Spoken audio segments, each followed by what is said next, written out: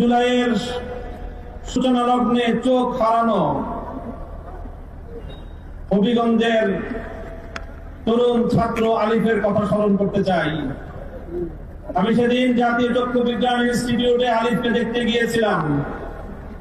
তাকে সান্ত্বনা দিতে, সাহস জোগানোর জন্য গিয়েছিলাম। আমি সেখান থেকে নতুন করে তার কাছ থেকে সাহসের সঞ্চার করে আমি ফিরে এসেছি।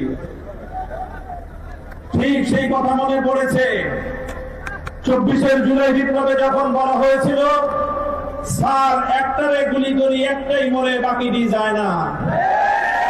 আলিফের কণ্ঠে আমি সেই প্রতিধ্বনি শুনতে পেয়েছি। আলিফ আমার হাত ধরে বলেছে, গলায় যখন কাঁটা প্রথমে বিদ্ধ হয় তখন অল্প কষ্টেই সেই কাঁটা অপসারণ করা যায়, কিন্তু সেই কাঁটা যদি গলায় ভালো করে বিদ্ধ হয়ে যায়, সেই কাঁটা গলা থেকে অপসারণ করতে অনেক রক্তক্ষরণ হয়। বিগত ফ্যাসিবাদ 15 বছরের স্বৈরাচারী জালিম শেখ হাসিনার ফ্যাসিবাদী শক্তি বাংলাদেশের মানুষের গলায় ভালো করে বিদ্ধ হয়ে গিয়েছিল। তাই 1400 বীর বিপ্লবীর শাহাদাতের রক্তের মধ্য দিয়ে সেই ফ্যাসিবাদকে আমাদের উৎখাত করতে হয়েছিল।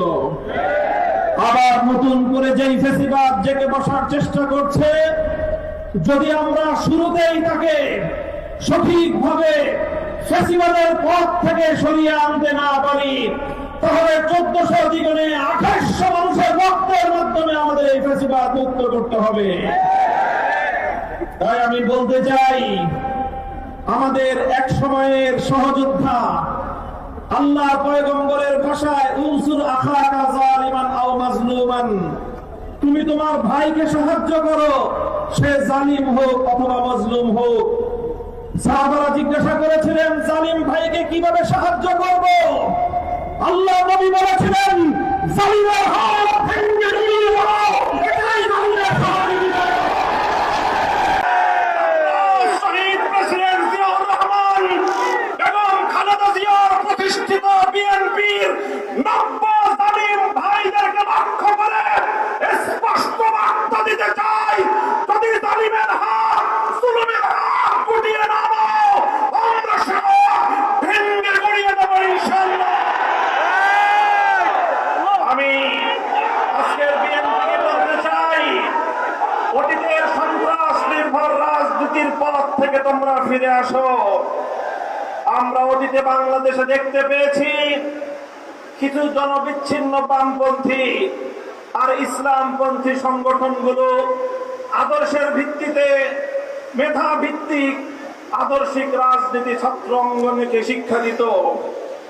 2024 বিপ্লবের মধ্য দিয়ে বামপন্থী এবং ইসলামপন্থী ছাত্র সংগঠনগুলোর বাইরেও একটি নতুন শক্তির উত্থান ঘটেছে।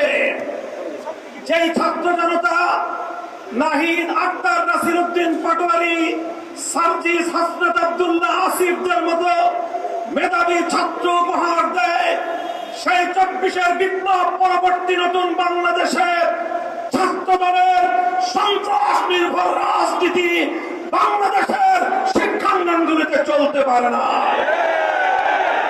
আমি আমার বিশেষ করে কওমি অঙ্গনের ছাত্র জনতার একটি কথা স্মরণ করিয়ে বলতে চাই, 24 বিপ্লবে যখন আমাদের বাংলাদেশের মাদ্রাসাগুলো থেকে আবাবিল পাখির মতো থাকে থাকে ছাত্ররা নেমে এসেছিল, সেদিন সাংবাদিকরা তাদেরকে প্রশ্ন করেছিল, তোমরা কেন এসেছো? তোমরা তো কোটাও চাও না, তোমাদের তো সরকারের চাকরিরও প্রয়োজন নেই, তবে তোমরা কেন রাজপথে নেমেছ? আমাদের ছাত্ররা বলেছিল, আমরা চাকরির জন্য নামি নাই, স্কুল, কলেজ, ইউনিভার্সিটিতে আমার ভাইদের বুকে জালিমের বুলেট বিদ্ধ হলো কেন, সেই জালিমের কাছ থেকে প্রতিশোধ গ্রহণ করতে নেমেছি। আমি আবার সে কথার পুনরাবৃত্তি করছি, মনে রাখবেন, বাংলাদেশের যেখানেই জুলুম হবে, যেখানেই জালিমের হাত উদ্ধত হবে, নাসিরউদ্দিন পাটোয়ারি ভাই, আমরা বলি, আবার মাদ্রাসাগুলো থেকে আবাবিল রাজপথে নেমে আসবে ইনশাআল্লাহ। আখেরি পয়গাম, গণভোটের রায় দিয়েছে 70% জনগণ।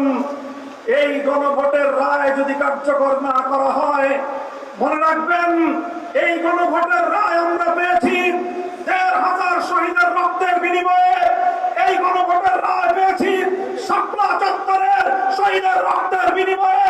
এই গণভোটের রায় আমরা পেয়েছি ৫৭ জন বিপ্লবীর রক্তের বিনিময়ে। যদি সেই রক্তের সঙ্গে গাদ্দারি করা হয়, আমরা রক্তের সম্মান রক্ষা করার শপথ গ্রহণ করতে চাই। নাসরুম মিনাল্লাহি ওয়া ফাতহুন করিব ওয়া আখিরু দাওয়ানা আলহামদুলিল্লাহি রাব্বিল আলামিন।